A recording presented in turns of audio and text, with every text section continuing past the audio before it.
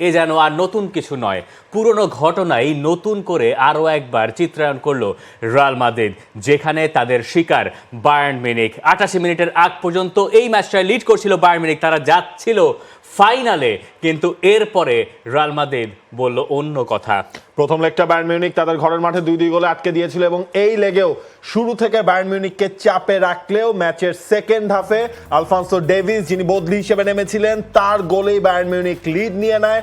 Match শেষ হতে তখন ৩ থেকে ৪ মিনিটের অপেক্ষা, সেই মুহূর্তেই রিয়াল যেটা করে সেটাই করেছে এবং রিয়ালের হয়ে এই ম্যাচে যিনি করেছেন তিনি আরও একজন বদলি, সেটা হচ্ছে হোসেলু। তিনি নামলেন, তিনি প্রথম গোলটা করলেন যেখানে ম্যানুয়েল নয়েরের একটা ভুল ছিল এবং এরপর সেই সেকেন্ড গোল যেটা ইনজুরি টাইমে এসেছে এবং সেই গোলেই রিয়াল মাদ্রিদকে আরও একবার পৌঁছে দিয়েছে ১৫তম চ্যাম্পিয়ন্স লিগের শিরোপা জয়ের পথে ওয়েমলিতে। রিয়াল মাদ্রিদের সেই উদযাপনগুলোই আমরা দেখছিলাম, যে উদযাপন আমরা দেখতে দেখতে অভ্যস্ত হয়ে গেছে। আরও একবার সান্তিয়াগো বার্নাবিউতে আরও একবার রিয়াল মাদ্রিদ মনে হচ্ছিল তারা টুর্নামেন্ট থেকে বিদায় নেবে, কিন্তু তারপর রিয়াল মাদ্রিদ আরও একবার ফিরল। কেমন লাগলো? দেখেন, যখন হচ্ছে গিয়ে আলফান্সো ডেভিস গোলটা করলেন ম্যাচের লাস্ট মোমেন্টে, ৮৫ মিনিট পার হয়ে গেছে, তখনও আসলে মনে হচ্ছিল রিয়াল ম্যাচে ফিরতে পারবে। কারণ হচ্ছে ওই যে অতীত রেকর্ড সবকিছু, যেটা বলা হয় যে সবসময় আপনি রিয়াল মাদ্রিদকে যদি মৃত ভাবেন গোল কনসিড করার পর, সেটা আসলে ভুল। মানে 90 মিনিটসের যে কোনো টাইমে রিয়াল মাদ্রিদ ম্যাচটা যে কোনো সময় চেঞ্জ করে দিতে পারবে, সেটাই আসলে হয়েছে। আর ফার্স্ট গোল যখন হয়ে গেল তখন আসলে ধরেই নিয়েছিলাম রিয়াল জিতে যাচ্ছে। ম্যাচের শুরু থেকে যদি আমরা আসি, রিয়াল মাদ্রিদ যথেষ্ট ভালো স্টার্ট করেছিল, বায়ার্ন মিউনিখ কাউন্টার অ্যাটাকে খেলছিল এবং একটা সময় পর্যন্ত মনে হচ্ছিল উল্টোটা, এবং একটা সময় পর্যন্ত মনে হচ্ছিল যে বায়ার্ন মিউনিখ আসলে তাদেরকে, অর্থাৎ রিয়াল মাদ্রিদকে ঠিক ওই জায়গা দিয়ে টেক্কা দিচ্ছে যেভাবে রিয়াল মাদ্রিদ সাধারণত চ্যাম্পিয়ন্স লিগ নাইটে খেলে। বায়ার্ন মিউনিখ সেভাবেই ম্যাচটা প্রায় বের করে আনছিল। ফার্স্ট হাফে ম্যানুয়েল নয়ার দুর্দান্ত গোলকিপিং করলেন, ভিনিসিয়াস জুনিয়র পুরোটা ম্যাচে দুর্দান্ত করেছেন। ভিনিসিয়াস জুনিয়র, আমি জানি না এই ম্যাচের পরে ব্যালন ডি'অরের জন্য অন্যতম দাবিদার তিনি হওয়ারই কথা। চ্যাম্পিয়ন্স লিগে তিনি যে ফর্ম দেখাচ্ছেন, পুরো মৌসুম জুড়ে যা দেখাচ্ছেন।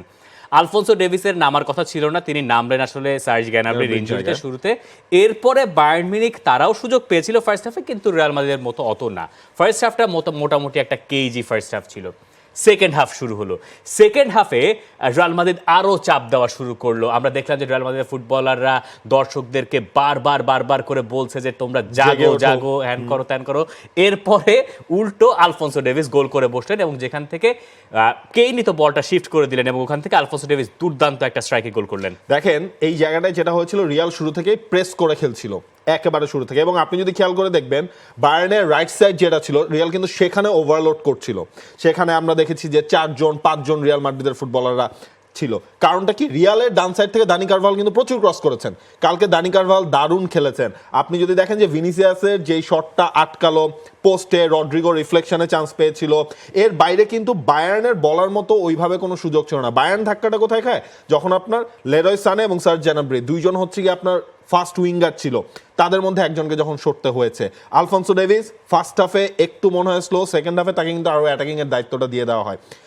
সবকিছু মিলে ম্যানুয়েল নয়ারের কাছ থেকে যেই ভুলটা, সেটাই আসলে বায়ার্নের এই ম্যাচে ভাগ্য করে দিয়েছে। মানে টমাস তুখেল বলছিলেন যে 100 বছরেও ম্যানুয়েল নয়ার এরকম ভুল আর করবে না, এবং নয়ারও আসলে যেটা বলছেন যে বলটা লো হয়ে আসছিল, হঠাৎ করে একটা আনইভেন বাউন্স খায়। মানে এটা হচ্ছে যে আপনি কখনো প্রত্যাশা করবেন না, কিন্তু রিয়াল মাদ্রিদ ফিরবে, ব্যাপারটা এমন ভাবে লেখা যে সেখানে ম্যানুয়েল নয়ার আসলে ওই জায়গায় তার দুর্ভাগা কপাল, তিনি ওই জায়গায় মিস করে গেলেন। কিন্তু পরে গিয়ে হোসেলু যেটা করেছেন, হোসেলু যে গোলটা করলেন, এই গোলটা আপনি করতে পারবেন না। মানে ম্যানুয়েল নয়ার যে ওখান থেকে ভুল করবেন, এটা আপনি এক্সপেক্ট করবেন কিভাবে? একজন পারফেক্ট, দেখেন নাম্বার 9 এটা সম্ভব, এক্স্যাক্টলি একটা নাম্বার 9 এর পক্ষে এটা সম্ভব। কারণ তিনি তো হচ্ছে তার ওই পজিশনটা ধরে তিনি হচ্ছে খেলেন, তিনি জানেন যে লাস্ট পর্যন্ত চেষ্টা করতে হবে, এবং সেই মিস্টেকটা তো হোসেলু রিড করতে পেরেছেন যে উনি শেষ পর্যন্ত ছিলেন ওই বলের পেছনে। গেল ওই জায়গায় যখন 1-1 স্কোর লাইন হলো, তার আগেও কিছু জায়গায় টমাস টুখেল তার দল ভালো করছিল, যখন তারা 1-0 গোলে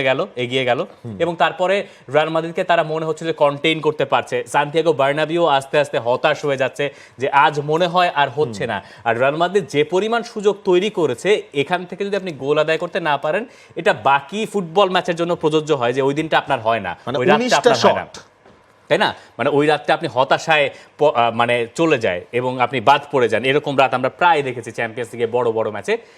এরপরে টমাস টুখেল যে চেঞ্জগুলো করলেন, চেঞ্জগুলোর ভেতরে কি আছে? হ্যারি কেইনকে তিনি তুলে নিলেন, তিনি জামাল মুজিয়ালাকে তুলে নিলেন, তিনি কিম মিন জায়কে নামালেন, ব্যাক 2 এর বদলে ব্যাক 3 তে তিনি শিফট করলেন। এবং তখন আসলে মনে হলো যে বায়ার্ন মিউনিখ যে কাজটা করছে, স্পেশালি হ্যারি কেইনকে যখন তুলে ফেলা হলো, তখন একটা প্রশ্ন তো সেখানে থেকেই যাচ্ছিল যে আপনি আপনার সিজনের মানে টপ স্কোরার 44 গোল তাকে আপনি তুলে ফেলছেন এইরকম ম্যাচটা তো এক্সট্রা টাইমে যেতে পারে। তো তখন আপনি হ্যারি কেইনকে তুলে নেন আসলে কেন, সেটা টমাস টুখেলই ভালো জানেন। তিনি হয়তো ভেবেছিলেন যে, বিশ্বাস করেছিলেন তার দলের পক্ষে বাকিটা সময় পার করে দেওয়া সম্ভব। ম্যানুয়েল নয়ার যে ওরকম ভুল করবেন এটা তো আর তা জানা ছিল না। দেখেন হ্যারি কেইনের গতকালকে ম্যাচে ওই বায়ার্ন যেই একমাত্র গোলটা করলো, ওটা হ্যারি কেইন কোথায় ড্রপ ডাউন করে নিচে নেমে আসলেন, তিনি বলটা আলফোন্সো ডেভিসকে দিয়েছিলেন। সুতরাং হ্যারি কেইনের একটা ইফেক্ট আসলে পুরো ম্যাচ জুড়ে ছিল, তিনি গোল না পেলেও।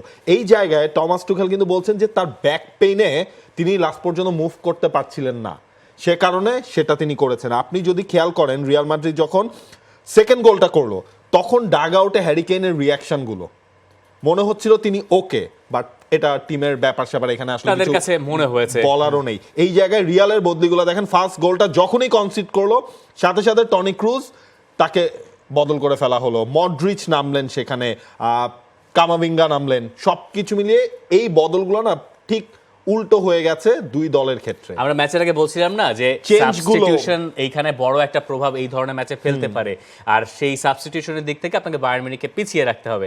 আলটিমেটলি তাই ঘটলো, কিন্তু যেটা অনেকে প্রত্যাশা করেন নাই যে হোসেলু হবেন নায়ক, হোসেলু নায়ক হয়ে গেলেন। ফার্স্ট গোলটা তো তিনি করলেনই, সেটা নিয়ে আমরা কথা বললাম। সেকেন্ড গোলটায় দেখেন, সেকেন্ড গোলে মানে আন্তোনিও রুডিগার ওইখানে কি করেন আমি জানি না। 90 মিনিট পার হয়ে গেছে, পৃথিবীর কোনো দল আমার কাছে মনে হয় না, সে ঘরের মাঠ হোক পরের মাঠ হোক, আপনি যে ম্যাচটা হারতে বসেছিলেন সেই ম্যাচে আপনি 87-88 মিনিটে আপনি ইকুয়ালাইজ করেছেন, এরপরে আপনি তো আসলে খেলা এক্সট্রা টাইমে নিয়ে যাবেন, আপনি ধীরে সুস্থে খেলবেন।